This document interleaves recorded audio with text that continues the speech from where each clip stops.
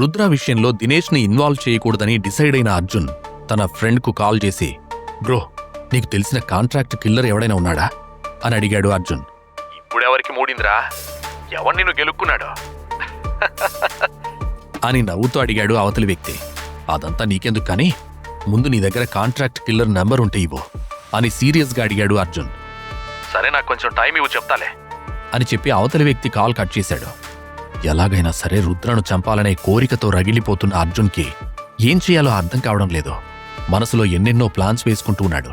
అంతలో అతను ఇంతకుముందు కాల్ చేసిన ఫ్రెండ్ రిటర్న్ కాల్ చేశాడు. నువ్వు అడిగావని నాకు తెలిసిన వాళ్ళని కాంటాక్ట్ అయ్యాను. ఎలాంటి ఇష్యూ లేకుండా చుప్చాప్గా చంపేసేవాడు ఈ సిటీలో ఒక్కడే ఉన్నాడు. వాడే బాబ్జీ అని చెప్పాడు అవతలి వ్యక్తి. బాబ్జీ పేరు వినగానే అర్జున్ నీరుగారిపోయాడు. రే, ఆ బాబ్జీగాడు వేస్ట్ ఫెలో. వాడు పేరుకే దాదా. మర్డర్ కాదు కదా, కనీసం కాళ్ళు చేతులు కూడా విరగొట్టలేదు.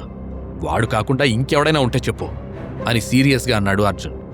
నాకు తెలిసిన వాళ్ళు ఇంకెవరూ లేర్రా అని అవతల వ్యక్తి చెప్పగానే కోపంగా కాల్ కట్ చేసిన అర్జున్ ఆ తర్వాత దాదాపు ఒక 5-6 మాట్లాడాడు.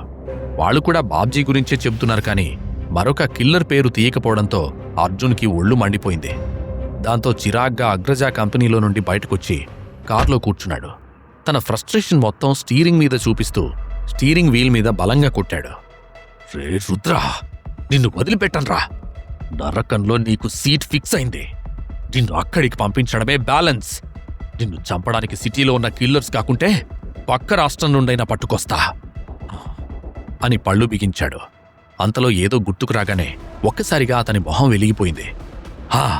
ఖతర్నాక్ కార్తీక్ గురించి ఎట్లా మర్చిపోయా? కాలేజీలో అందరూ వాణ్ణి చూస్తే ప్యాంటు తడిపేసుకునేవాళ్ళు కదా అని మనసులో అనుకున్నాడు. కార్తీక్ పేరు వినడానికి చాలా డీసెంట్గా ఉన్నప్పటికీ అతని బ్యాక్గ్రౌండ్ మాత్రం చాలా వైల్డ్గా ఉంటుంది. సిటీలోనే కాదు, స్టేట్లో ఉన్న పెద్ద పెద్ద కిల్లర్లతో అతనికి మంచి రిలేషన్ ఉంది. కాలేజీలో ఎవరూ అతనితో గొడవ పెట్టుకునేవాళ్ళు కాదు. వెంటనే కార్తీక్కి కాల్ చేశాడు అర్జున్. కార్తీక్ ఫోన్ లిఫ్ట్ చేయగానే, హాయ్రా మామా, ఎలా ఉన్నావు అని ఉత్సాహంగా అడిగాడు అర్జున్. నేను బానే ఉన్నా గానీ ఏంది కథ? ఎప్పుడూ లేని కొత్తగా కాల్ చేసినావు ఏంది అని అడిగాడు కార్తీక్. ఏం లేదురా, ఓ చిన్న హెల్ప్ కావాలి. ఒకడు నా మీద చెయ్యి వేశాడు.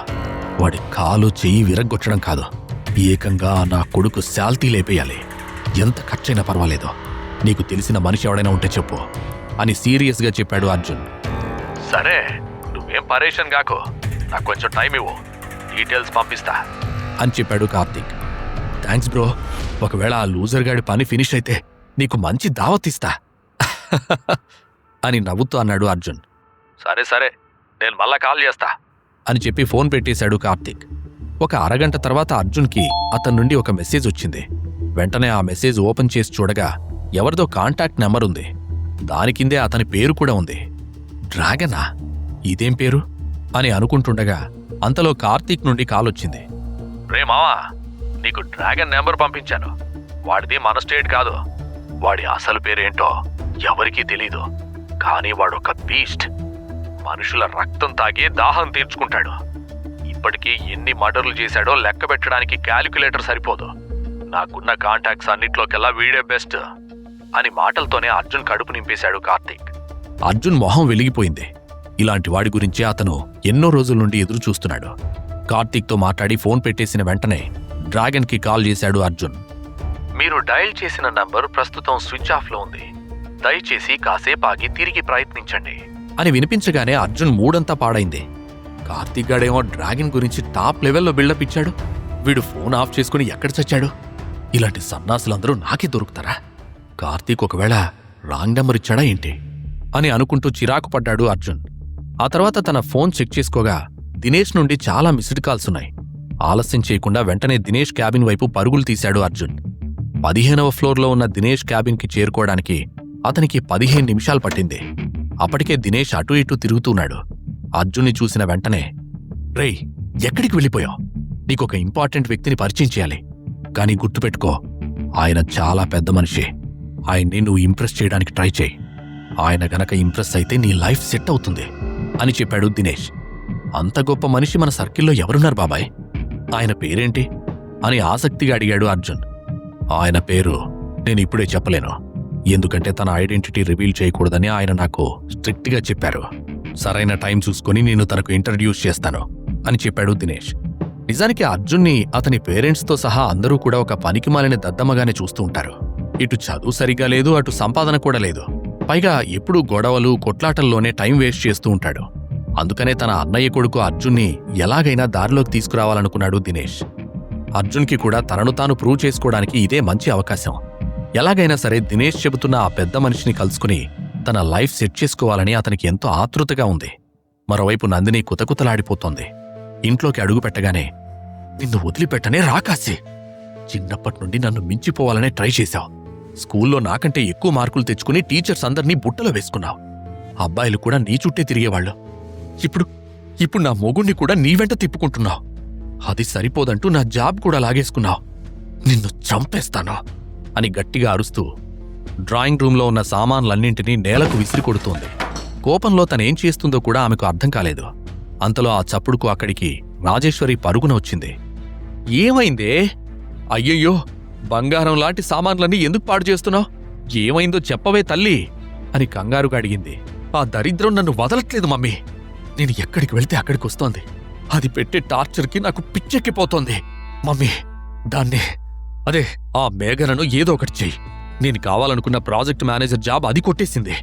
దాన్ని నాశనం చేయాలి. అది బతకూడదు. నా కళ్ల ముందు అది సంతోషంగా ఉండకూడదు అని పిచ్చి పట్టినట్టు గొంతు చించుకుంది నందిని. ఆ మాటలు విని రాజేశ్వరి కూడా షాక్ అవుతూ, ఏంటి, అదో చదువురాని మొద్దు, దానికి మేనేజర్ జాబా? నువ్వు దినేష్తో మాట్లాడలేదా అని ఆశ్చర్యపోతూ అడిగింది. అబ్బా, నాకసలు దినేష్ మీట్ అయ్యే ఛాన్సే రాలేదు మమ్మీ. ఇంటర్వ్యూ ప్యానెల్లో ప్రకాష్ అనే ముసలోడు నన్ను రిజెక్ట్ చేశాడు. యదవ సచ్చినోడా అని కోపంగా చెప్పింది నందిని. ఆమె ఒకవైపు ఏడుస్తూనే మరోవైపు ప్రతీకారంతో రగిలిపోతూ ఉంది. డోంట్ వరీ బేబీ, నేనున్నాను కదా, నేను చూసుకుంటాను. ఆ దరిద్రగొట్టు మేఘన అక్కడ ఎలా హ్యాపీగా ఉంటుందో నేను చూస్తాను అని నందినిని కౌగిలించుకుంటూ ధైర్యం చెప్పింది రాజేశ్వరి. ఆ తర్వాత ఆమె ఎవరికో మెసేజ్ చేసింది. మరోవైపు మేఘనకు జాబ్ వచ్చిందని రుద్ర చాలా హ్యాపీగా ఉన్నాడు. ఆమె తన టాలెంట్ ప్రూవ్ చేసుకుంది. ఆ సందర్భాన్ని సెలబ్రేట్ చేసుకోవడానికి అన్నీ ప్లాన్ చేసుకున్నాడు. ఆఫీసులో నుండి బయటకొచ్చిన మేఘన నవ్వుతూ రుద్ర దగ్గరకు వెళ్లి జాబ్ వచ్చిన విషయం చెప్పి, న్యూ మార్కెట్లో కొత్త రెస్టారెంట్ ఏదో పెట్టారంట, అక్కడికి వెళ్దాం రుద్ర, నాకు బాగా ఆకలిస్తోంది, ఇదే నా ట్రీట్ అని సంతోషంగా చెప్పింది. న్యూ మార్కెట్ కాదు, మనం జూబ్లీ హిల్స్ వెళ్దాం, అక్కడ గ్రాండ్ రెస్టారెంట్లో లంచ్ చేద్దాం, దా తొందరగా క్యాబ్ ఎక్కు అని ఆమెతో చెప్పాడు రుద్ర. అమ్మో, జూబ్లీ హిల్సా? అక్కడ రేట్లు పేలిపోతాయి, అక్కడికొద్దులే, ఏదైనా నార్మల్ ప్లేస్కు వెళ్దాం ప్లీజ్ అని రిక్వెస్ట్ చేసింది మేఘన. నేను ఆల్రెడీ బుకింగ్ చేసేశాను, నువ్వు టెన్షన్ పెట్టుకోకు, ఈసారికి నా మాట విను ప్లీజ్ అని ఆమెతో ప్రేమగా చెప్పాడు రుద్ర. ఇక మేఘన ఒప్పుకోక తప్పలేదు. కాని ఆమె మనసులో మాత్రం రుద్ర పట్ల ఎన్నో అనుమానాలు పెరుగుతూనే ఉన్నాయి. అతనికి ఇంత డబ్బు ఎక్కడి నుండి వస్తోంది? అతను చేస్తున్న జాబ్ ఏంటి? ఇలా రకరకాల ఆలోచనలు మేఘనను చాలా కన్ఫ్యూజ్ చేస్తున్నాయి. రుద్ర మాత్రం మేఘన సంతోషం కోసం తన సర్వస్వాన్ని త్యాగం చేయడానికి సిద్ధంగా ఉన్నాడు. కొన్ని రోజుల క్రితం తను కలిసిన మేఘనకు ఇప్పుడు చూస్తున్న మేఘనకు చాలా డిఫరెన్స్ ఉంది. ఇప్పుడు ఆమెలో కాన్ఫిడెన్స్ కొట్టొచ్చినట్టు కనిపిస్తోంది. అందుకే ఆమెని ముచ్చటగా చూస్తూ ఉండిపోయాడు. అతను అంత ఆరాధనగా చూడ్డం చూసి, ఏంటలా చూస్తున్నావు? నాకు బాగా ఆకలేస్తోంది, తొందరగా వెళ్దాం పదా అని నవ్వుతూ చెప్పింది మేఘన. వెంటనే రెస్టారెంట్ వైపు వెళ్లమని క్యాబ్ డ్రైవర్కి చెప్పాడు రుద్ర. ఆ కార్ శివాలయం దారిగుండా వెళ్తోంది. క్యాబ్ని ఒక పక్కన పార్క్ చేయమని డ్రైవర్తో చెప్పి కార్ దిగాడు.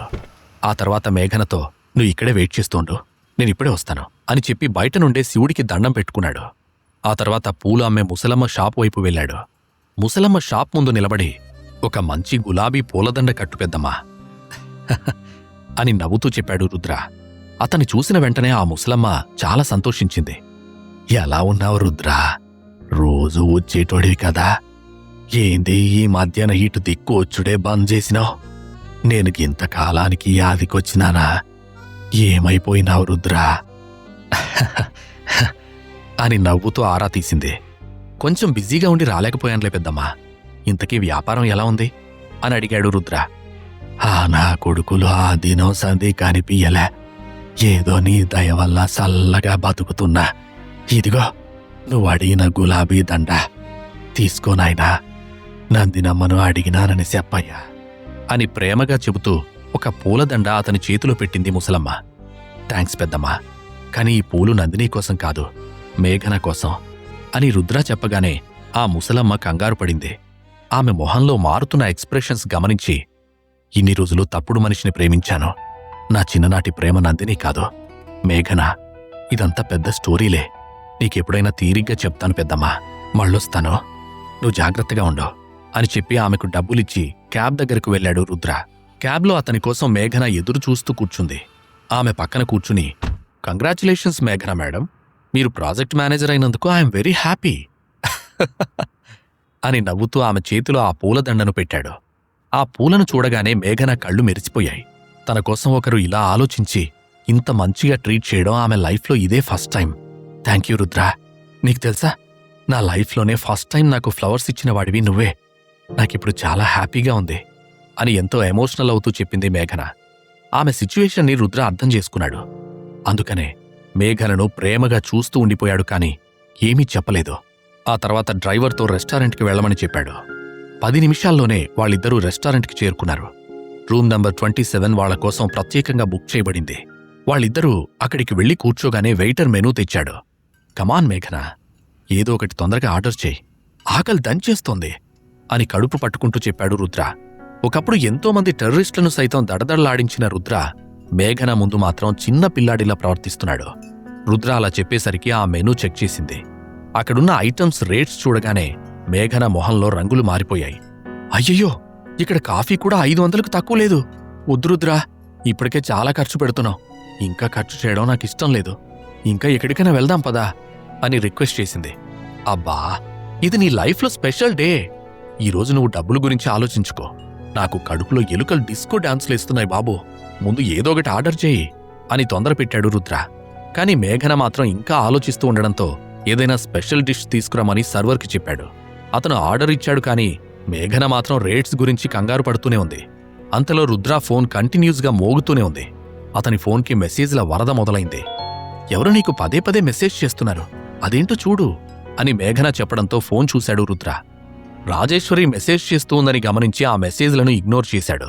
కాని ఆమె పదే పదే అర్జెంటుగా నాకు కాల్ చేయి అని మెసేజ్ పెడుతూ ఉండడంతో రుద్రకు ఒళ్ళు మండింది. నేనిప్పుడే వస్తాను, నీకు ఆకలిస్తోందన్నావు కదా, నాకోసం వెయిట్ చేయకుండా తింటూ ఉండు అని మేఘనతో చెప్పి హోటల్ బయటకు నడిచాడు. ఆ తర్వాత వెంటనే రాజేశ్వరికి కాల్ చేసి, మళ్ళీ ఏ గేమ్ స్టార్ట్ చేశావు, ఎందుకు రిపీటెడ్గా కాల్ చేయమని మెసేజ్ పంపిస్తున్నావు అని సీరియస్గా అడిగాడు. ఆ రోజు రాజేశ్వరి ఒక మాస్టర్ ప్లాన్ వేసింది. అందుకే రుద్రని కలుసుకోవాలని అనుకుంది. రాజేశ్వరి మాస్టర్ ప్లాన్ ఏంటి? ఆమె ప్లాన్ వల్ల మేఘనకి ఇబ్బందులు తప్పవా? అర్జున్ని దినేష్ ఎవరికి పరిచయం చేయాలని పిలిచాడో? ఈ ప్రశ్నలకు సమాధానాలు తెలుసుకోవాలంటే నెక్స్ట్ ఎపిసోడ్ వినాల్సిందే. క్రింద ఇచ్చిన లింక్ ని క్లిక్ చేసి పాకెట్ ఎఫ్ఎం యాప్ ని ఇన్స్టాల్ చేసుకోండి. Stay tune to pocket FM.